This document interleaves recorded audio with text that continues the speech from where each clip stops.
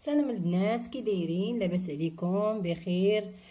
اليوم بغيت نهضر معكم على بالنسبه للوليدات، وحتى الوليدات اللي عندهم بحال هكا عام ونص ولا عام.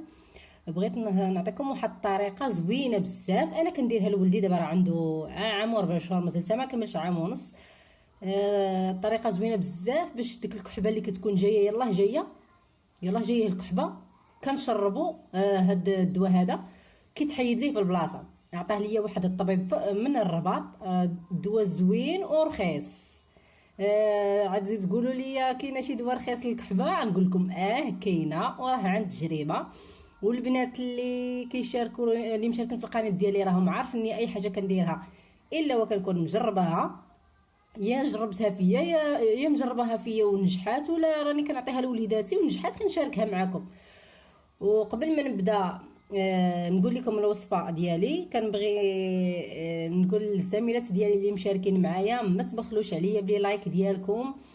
وبالنسبه اللي اول مره عادي يشاهد القناه ديالي يتفاعل معايا، يكليكي على لايك وشير وسبسكرايب باش اي جديد ديالي يوصلوا.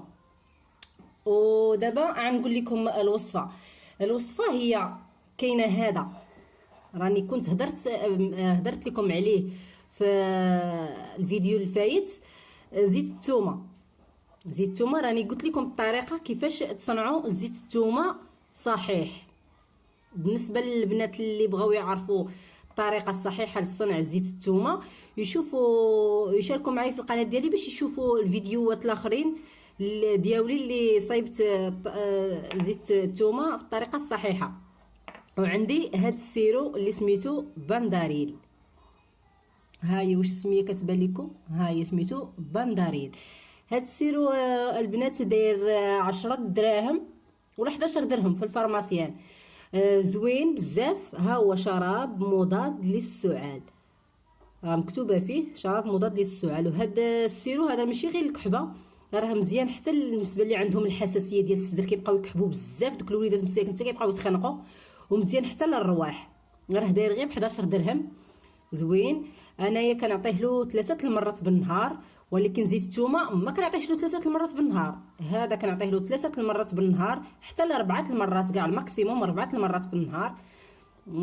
وبالليل اخر مره كنبغي نعطيها له كنعطيه هذا السيرو.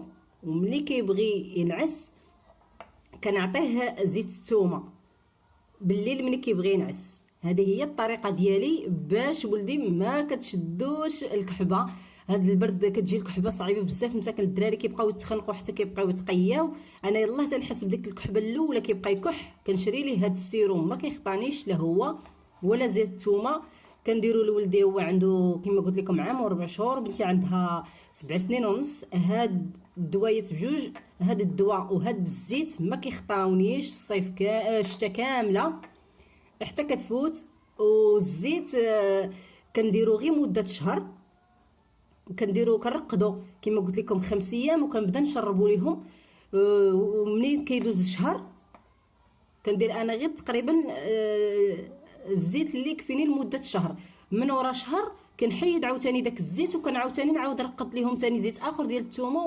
وهذه باش ديك الثومه ما تحررش ليهم بزاف، يقدروا الوليدات ياكلوا الزيت ديالها. نتوما عارفين الدراري ما كيقدروش مساكن ما كيقدروش على الريحه ديال الثومه ولا حتى المذاق ديالها، حنا كبار وما كنقدروش عليها. الوغ البنات، بالنسبه هذه هي الوصفه ديالي كما قلت لكم للسعال الدراري الصغار.